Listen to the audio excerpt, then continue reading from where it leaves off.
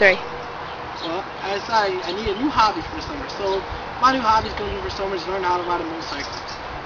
So right now this is my sister's motorcycle, and I'll show you that.